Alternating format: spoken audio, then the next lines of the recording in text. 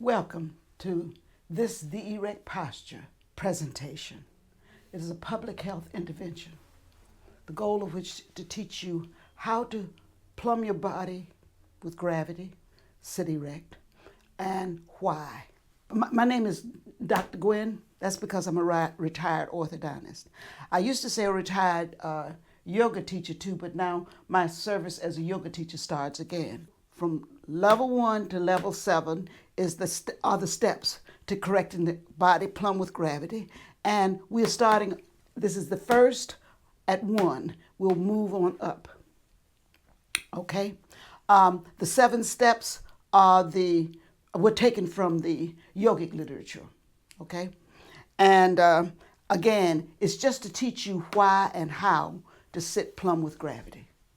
Okay? The medical literature is the other source that I use. So I'm coming from 2 sciences, the medical sciences, present day, and the yogic sciences, ancient yogic science. A lot of the material, the logo was derived actually from a source book in Posture and Pain, Kendall, and Boynton. In that book you find the definition of erect posture, but theirs is for standing. And what they tell you is, and what I used is the structures align themselves when the body is plumb with gravity. They're speaking of standing. I constructed that with a program. And then after I got every position that they said should be there on plumb with gravity, the program had the ability to add structures to it. And so that's the source of the logo, but here's the difference. I'm teaching you how to sit from seat up, and they're teaching you from feet up. But the fact of it is, if it's right, it's right. If it's plumb, it's plumb. So from the seat to the crown is what I'm teaching in sitting. Once you learn how to sit erect, then you sit erect and then you just stand. And that's erect standing. And you'll keep the same configuration.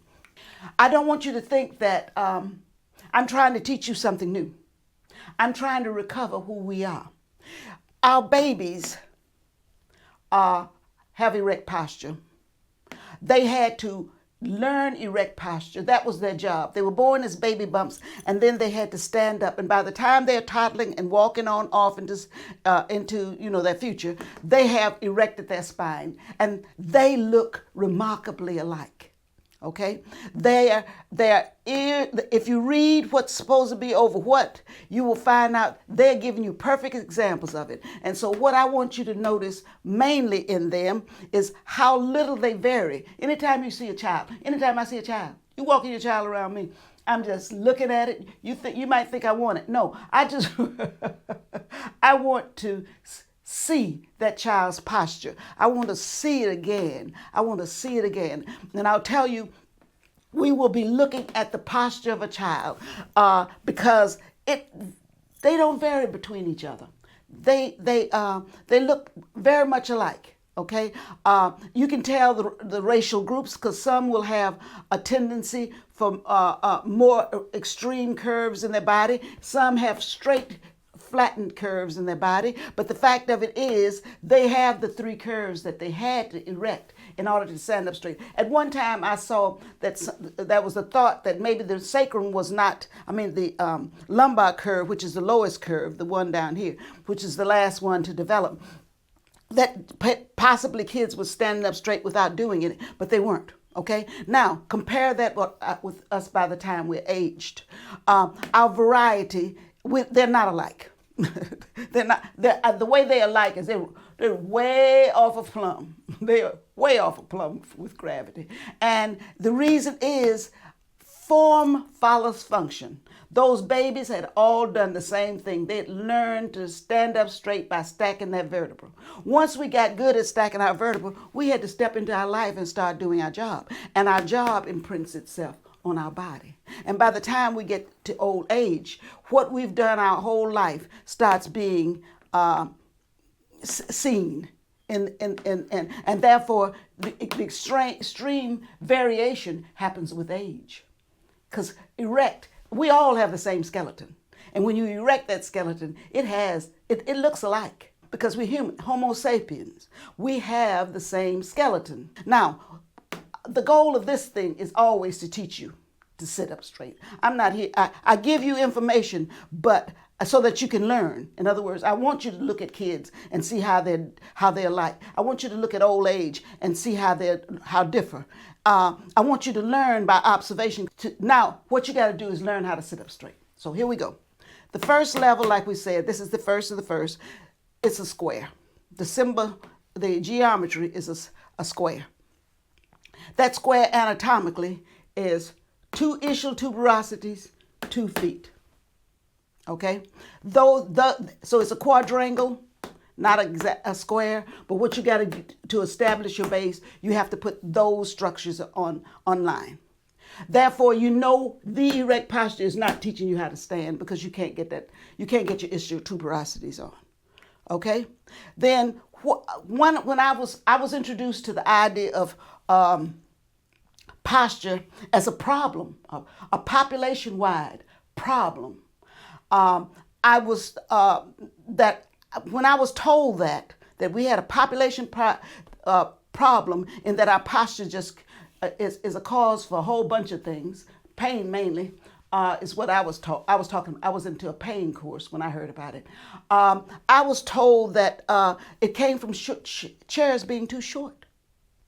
No reason, just stated that your chairs are too short, therefore your posture's bad. Sitting down is what's ruining your posture, and that's still being said. You go on the web and you'll find out sitting down is our problem. Sitting down is our problem.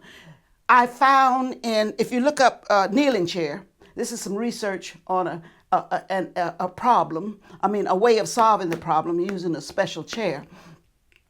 In that literature, you'll find out that the joint between the femur and the pelvis cannot, in most our cases, flex to 90 degrees. The angle between the femur of the thigh bone and the upright pelvis is not going to be 90 degrees, which it would have to be if we're sitting with our thighs on the chair. It's going to be somewhere between 110 and 120 degrees. And that means you can't sit that way. You just cannot sit on a chair with your knees up here with your pelvis at 90 degrees. That 120 is going to express itself. And the way it expresses itself is that you will either lean your pelvis back to express that 120, so the thigh on the chair, pelvis lean back. Or the other way of doing it is give yourself a setting where the thigh goes downhill. Okay? You must get that down. If you don't, you're going. Then I want you to just start observing people and start seeing how that chair is just kicking them back. Just kicking them back. Just flattening that back. Just flattening that back. And once you flatten that back, you're going to round. See, here's what you want. You want to establish 3 curves. 1, 2, 3. Okay? Because those can change. So as soon as you lean back, this one flattens, this one gets greater, the head goes forward. Okay? And that's what, if you remember old people, that's what we look like. Round back with the head forward. Okay? Okay. To get those knees down, you got to come up with a way. If the chairs are too short for you, it's slightly too short, you lift your buttocks with a thing, extra cushioning, tuck your feet behind you, cross your legs over you and tuck behind you. If it happens to be the right height, then you can just sit. The right height means that your pelvis is over your knees. I don't care how you sit. That's the chair I'm in. It's this. Now I'll give you a thing. Mine is a drafting stool with all the arms and everything back gone because I don't practice sitting back on the back. But you got to take the wheels off and get a base because your feet cannot be your stabilization point if the chair will roll when you put pressure into it.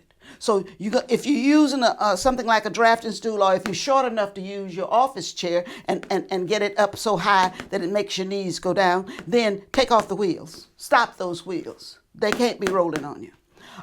If you're sitting on a chair that's too tall, then use the round. This is a convenient one. I don't care if you got a chair that's too short for you and you got to get your knees lower. One way is just cross your legs.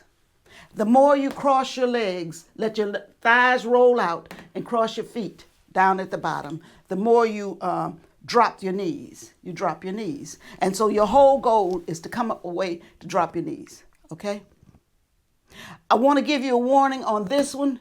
And this one is a meditation stool. And this is someone sitting on a cushion. This comes out of, when you go to yoga classes. And I want to give you warning on all of these.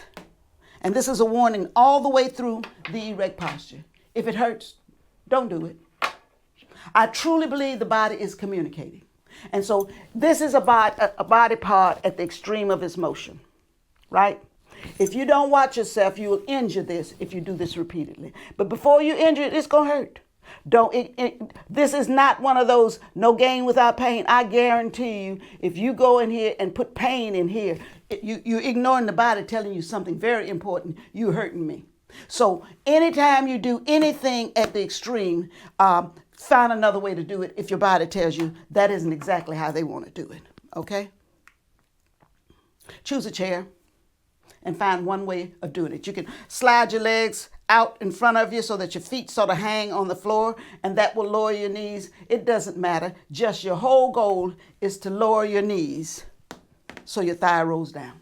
Okay? Now, once you do that, you will feel you're going to have to slide to the edge of the chair so that your thighs can go down, because that one thing we just said is if your thigh is resting on the chair, then your knees are not going down. So slide to the edge of your chair and make your feet active in the sense that they are feeling a little bit of weight, and feel the two ischial tuberosities, those little rocker-like points that people call the sit bone. Feel them. That's going to be a constant.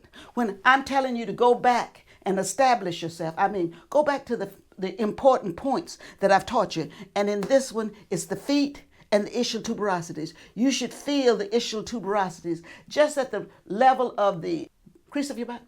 You should feel that touching the chair. That's your base, your feet and your ischial tuberosities on the chair, and get acquainted to the ischial tuberosities. The next level is the bowl. The bowl anatomically is the pelvis.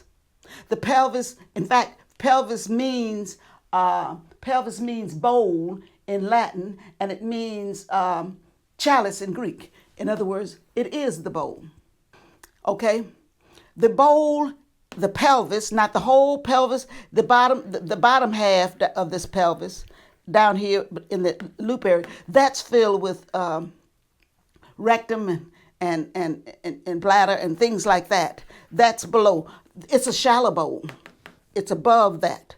And so into this shallow bowl of the pelvis comes the peritoneal sac, which is a membranous sac that encloses these organs you see listed here. Now, that sits down in the bowl. That sac secretes, the membranous sac secretes on the inside of it, it secretes a serous fluid, okay? And the outside of these organs secrete serous fluid. So what you have is a slippery sac, the peritoneal sac, enclosing slippery guts. That's what I call it. A slippery bag of guts. Okay, so you have the slippery bag of guts, and that is your bubble that you're going to use to level. Okay, now you're going to rock on those ischial tuberosities, and you don't rock. You rock like this. If you just see me rocking, and when you rock forward, feel. You're going to find a position between your gut getting dumped out as your lower curve gets too extreme. Your lower curve gets too extreme, your gut goes forward. And then your lower curve gets flattened as your ribs come down on your peritoneal sac. And your ribs get close to your pubis, your pubic bone, okay? And what you want to find a position where you're neither dumping or exaggerating the curve here as the ribs get too far from the pubic bone, and then the guts get pushed forward by the the spine, that's dumping. And then tucking is when you roll back. And now your lumbar curve flattens and your guts impinged on. The distance between your ribs and your pubis gets shortened, and you trap your guts in there. You neither want neither one of those, and that's how you balance. You don't want to end up with your lower back dumped and your lumbar spine exaggerated in its curve and guts spilling out, and you don't want to impinge on your guts from ribs coming down, and you don't want to flatten your lumbar curve. And what you have to do there is that you will find, if you just rock on your ischial tuberosity, you'll get to a point where you know you're dumping. And then you go back and you know you're trapping. And then find the one in between. That is actually a point where you feel that if you go a little bit further forward, you dump. And if you go a little bit further down, and you stop at that one. That's what you're trying to find out, whether neither dumping nor tucking is occurring. And what you want to memorize, like memorizing the ischial tuberosity, what you want to get a memory of or program in is start learning the distance that feels good to you between pubis and ribs, so that you know that and feel how your lumbar spine feels. And make that part of your program. And you got to learn how to do that. After you do that, you finish leveling your bowl. The next thing is fire up your core. Now your core is your abdomen. Your core is the whole waist. It is not your abdomen. It's your whole waist, all the way around. And if you get in that balanced position and you tighten your abs, what people call abs, if you pull it in, it has an interesting effect. All the muscles of the waist come in. All the muscles of the waist tighten. You feel it in the back of your body. You feel it in the side of your body. You feel it everywhere. That's your core. This section is from the Visible Human Project. It's copyrighted material from the National Library of Medicine.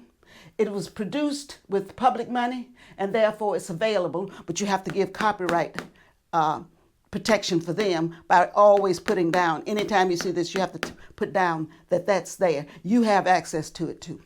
Okay, so the waist is held tight and will respond by being tight all the way around, and not just your abs tight. You will find all of your waist active if you hold yourself on your point, you've got your bowl balanced, and you pull up on your stomach. It's called the fire center because it's where your breath is. And it's the one place you never let go. I mean, you can hold this as tight, as firm as you want to, as long as you can breathe. Okay. And in fact, here's a breath. Here's the sit-up we do. Pull your stomach back as hard as you can and relax. Contract to exhale. Relax to inhale. Contract to exhale. Relax to inhale. Never completely relax. If you ever let it go, you'll change the form of your body. But as long as you're holding some contraction, you'll have your triangle. We'll explain that one. And so your goal is to learn how to hold your waist in at all times. Now I can talk while holding it in, and I can do everything while holding it in, and this needs to be a habit. You want to hold, it's the fire. You never want to let completely let go. If you let go completely, your body changes its shape. So and when you're watching me, you have to know I'm watching myself. And all I'm trying to do is I'm trying to hold my markers. And when you let go too much, it changes its shape. I didn't mention, but the shape of the geometry in this area was a triangle. And that's because when the core is active, you're flat in the front and you taper down the side. You're flat this way and you taper that way. It goes back. When this is soft, you point here, that gut spills out and it becomes a point.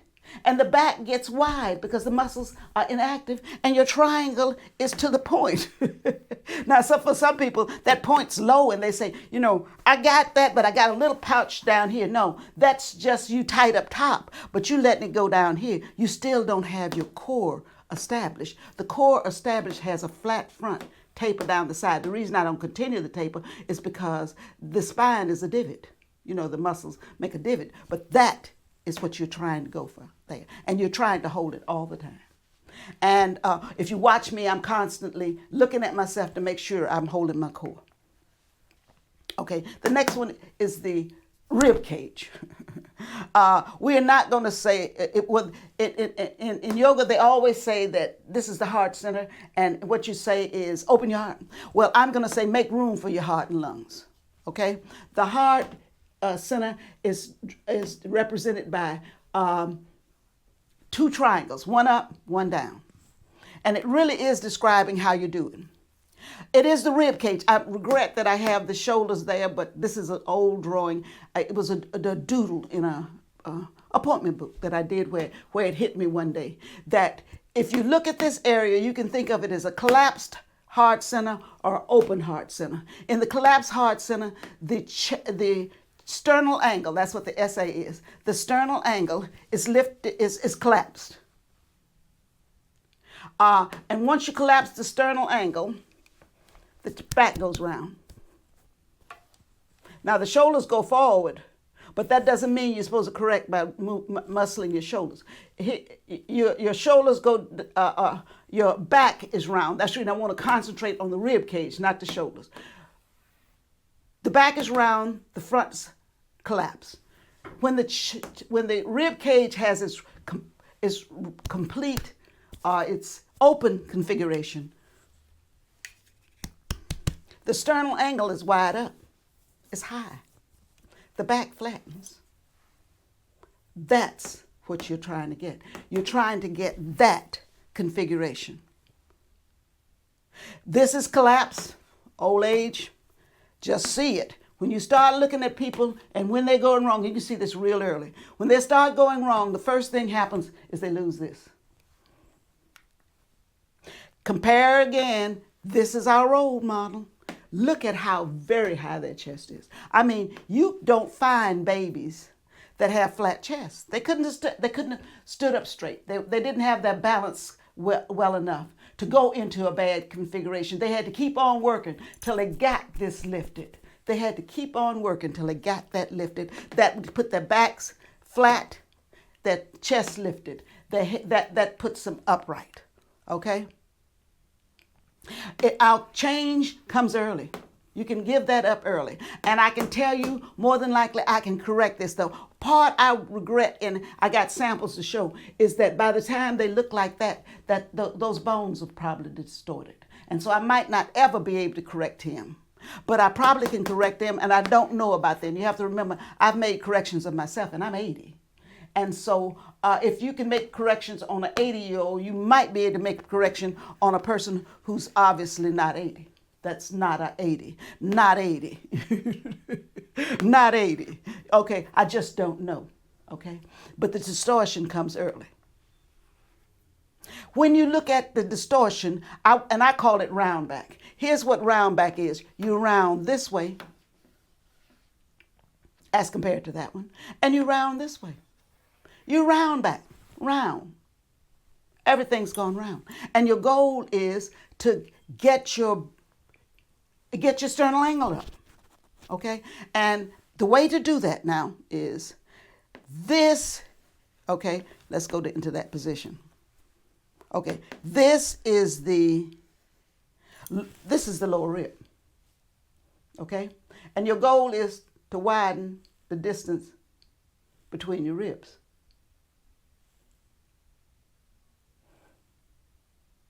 When you widen the distance between your ribs and hold it, you will feel that muscles up in the upper back had to get active to make that happen. Something had to attach to a spine, a stiff spine, in order to lift that chest and those ribs out.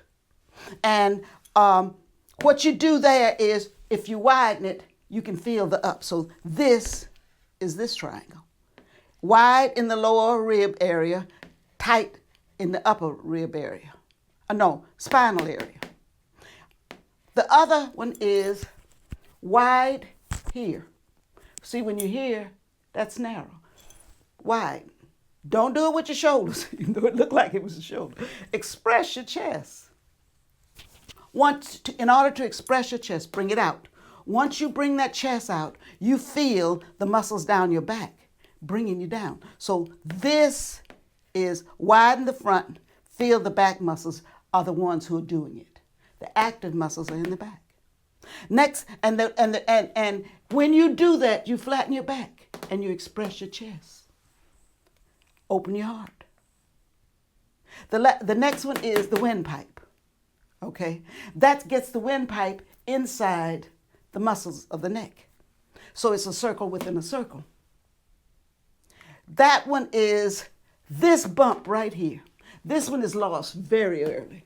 There's a major version of it, but it's the upper part of the rib cage. Upper part of the rib cage, the junction of the rib cage and the neck, the nausea hump area. The way to get that is, now you get everything else right, and then just rotate your whole upper body back.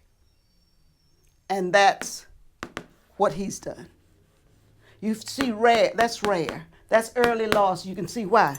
The computer, that texting, that's when they said texting is tearing us up. Because the first thing you lose is this one. You lose this flatness. When you go back into it though, your head goes back with it.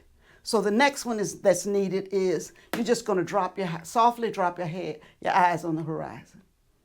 So you went back like that, and then you just don't tighten it too much. I have a tendency to want to tighten it too much. Just drop your eyes on the horizon so that you've negated what you did by pulling back.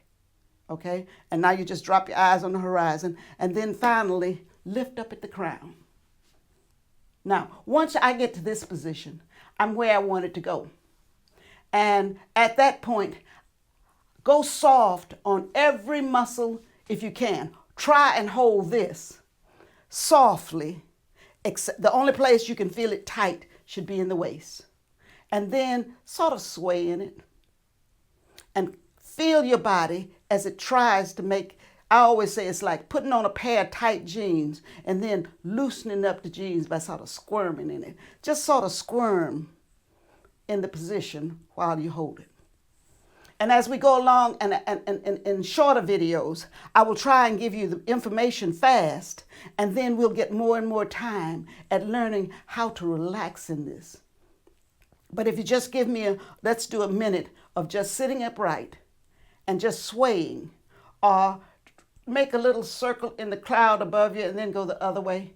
It's a pencil up here. He's writing in space as you're lifting up. You're holding everything and you're lifting up. And make an infinity sign up there. Make it slowly. Or whip it. But just don't make it something you do all the time.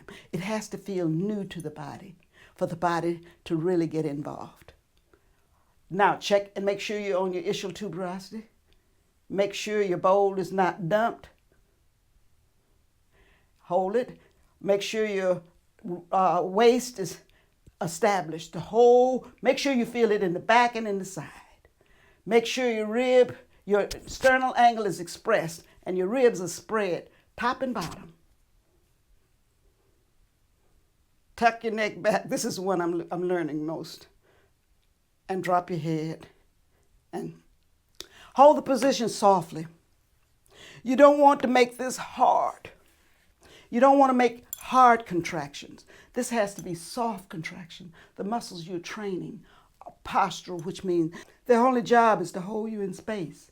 And so you want to lift yourself up.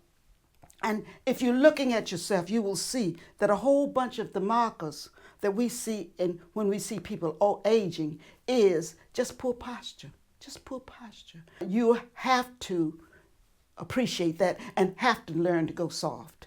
If you're doing it like it's going to tire you. You're supposed to be able to do this all the time. The beauty of this is if you learn to sit straight, You'll be using muscle power all the time. You don't have to look for your exercise. You don't have to look for your equipment. You're on your chair, sit up. Come back to it.